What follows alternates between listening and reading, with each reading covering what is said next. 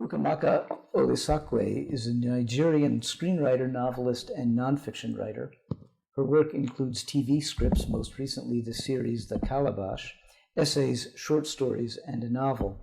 In 2014, she was selected by the Africa 39 Project as one of the continent's 39 most promising writers under the age of 40. My name is Ukamaka Olisakwe, and I'll be speaking with you about how to bring your characters to life and how the interactions with other characters make the story stronger. I started writing in 2010, and back then I destroyed so many of my first drafts because I would have this wonderful idea of a story, but getting them down on paper was very difficult for me, and they remained trapped up there in my head, and eventually they fade away, which many times was heartbreaking because I get to start all over again. But it changed in 2011 after I started work on my debut novel, Eyes of the Goddess.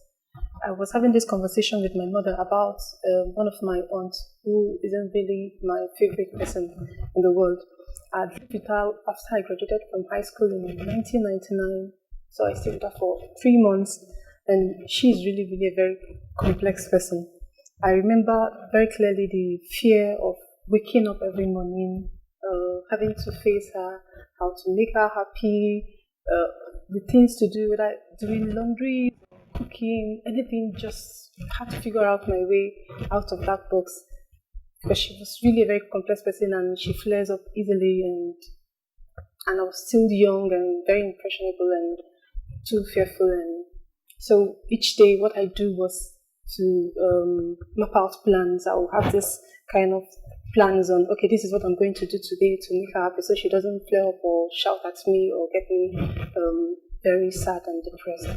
So after recounting that experience to my mother, and I then realized that this happened 10 years after, I then realized that I have paid so much attention on this particular character, my aunt, so much that after 10 years, I could easily figure out what she was doing at a particular time of the day, how she reacts to people. Even maybe she's sitting in a crowd and someone talks to her, I just knew there's that thing you would do that would make her flare up.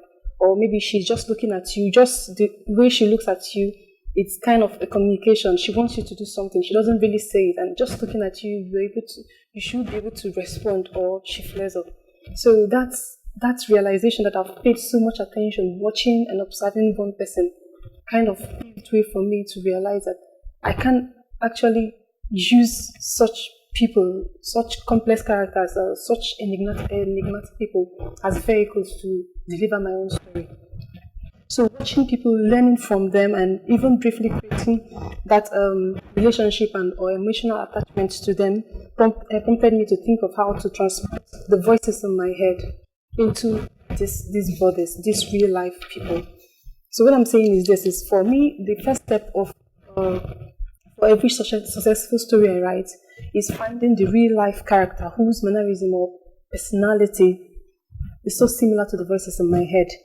And only when I've created this kind of connection am I able to transfer the voices into the real life person. So what I'm doing is I have a slow transfer, this trick, using real life person as vehicles to bring my characters to life, which means I have characters who are very similar to the real people I interact with every day. So this soul transfer trick, which simply is just transferring the voices in my head into the real life character whose personality and mannerism matches them, made it easier for me to be able to write stories. Like I would have a story to write and I have this person who fits perfectly with the voices in my head. What I just do is just sort of transfer that person, and that person becomes the character.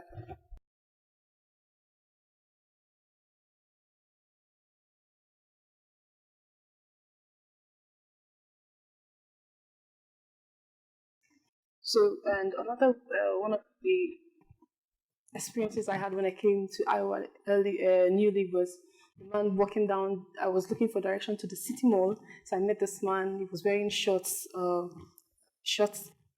blue, yellow, and black Hawkeye T-shirts and old Nike running shoes. So I was lost, and I was asking him, "Please, which is the way to the city mall?" He just he had this steel in his eyes, and he didn't even look at me, no eye contact, not, he just walked straight. So the character was quite enigmatic because for me, this is not something I would ordinarily do. So I still remember very clearly the black and yellow Hawkeye t-shirt he was wearing over a blue shirt and old Nike running shoe. I remember also the steel in his eyes and the set of his jaw and the mop of blonde hair. He was just walking. Maybe he's preoccupied with something else, but that moment as a character, the first reaction for me was that he doesn't like me. That's why he sidestepped me. So if I'm having such conflict in a story, I would choose that man. I don't know his name, but I call him Mr. Steel. So there's steel in his eyes. So I called him Mr. Steel. So that's little brief moment. That's the way his react. The way he didn't even react to me. My reaction to him then, it's such a very very complex conflict I would want to employ in my next story. I am a human being living in an open theater, and so I get to watch and observe and identify people whose mannerisms can bring to life the voices in my head. An example of such creation for me was in the story Kim's Nightmare. Let me read out how the narrator in the story described character Ibuka. She said, he had an enviable elegance.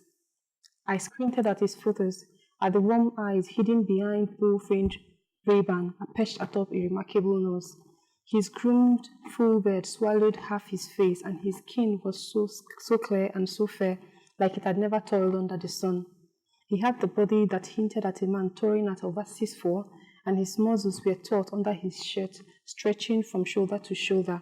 I had never seen a man so beautiful. When I was writing that story, it took me a little while to figure out the character who can perfectly bring this voice home. So what I did for solution was to go through my friends list on Facebook, and I found this guy. I've initially interacted and argued with him over various issues on Facebook, and he fits that description so perfectly. You know, the physical description, the way he argues, the force behind him. And so it was easy to now call my character by that Facebook friend's name and watch him perform that plot. And the story turned out successfully. And I must admit that sometimes it doesn't always work out so easily, especially when you're writing stories with tens of characters. As for example, like in Marlon James' A Brief History of 7 Killings, which has more than 75 characters.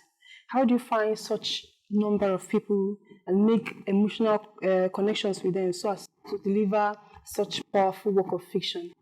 So for me, for Iowa is a very well-planned, beautiful city, which I feel equips every writer, gives them the opportunity to write, to create, and to make this just like an open theater. On Saturday, I went to the city library. I'm working on my third work of fiction, so set in Iowa, to be able to capture this open theater, to capture various voices and so many characters, maybe up to 50 characters in the book. What I did was to visit the city library on Saturday, and I just sat one of the benches opposite the bread garden, and the one facing the playground. So people walked by in droves. Young students, feisty young students, played out their roles in open theater. They laughed. They got the way they talked, which was so different from my home country in Nigeria. So it was really a very huge resource for me. And you have the parents who sat on benches reading books and watching their children play in the playground there. So it was a real life theater for me, and for everyone I watched, their laughter, the way they flung their hair, the way they walked or fiddled with their cell phone, these little markers enabled me to make emotional connections, and they are very, very memorable because up to now I still remember faces contorted in excitement and the way they talk to each other. So now I'm writing a book. I like to believe that when a reader comes in contact with such characters, especially the unique markers, their description, the way they talk, and especially the excitement around them, or the way they react to the next person. Like the young man I saw when I was walking down the streets on Saturday, he was walking with his cell phone like he was cowering away from himself.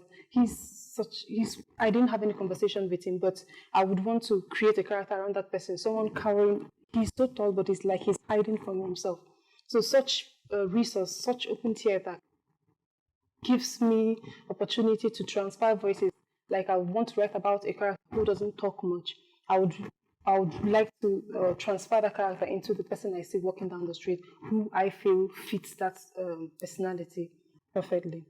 The challenges I faced when I started transporting the making the soul transfer trick I used was trying to disguise the character. But I realized that I censor myself, and when I disguise the character, I completely lose them. And when I lose them, I lose the essence of the story, and my plot sort of flops.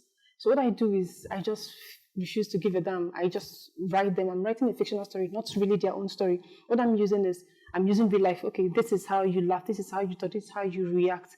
This is how you ordinarily do things. But I'm setting a fictional story which is not really about you. But I need you as the vehicle to really deliver the story. I need you the way you are in real life to play out this particular part I am setting on paper. So I don't care about disguising them or the way they walk or the way they talk. I don't use the real name, but I don't tell their own story. I am now telling a story I fabricated, but I need you and your mannerism to play out that part for me.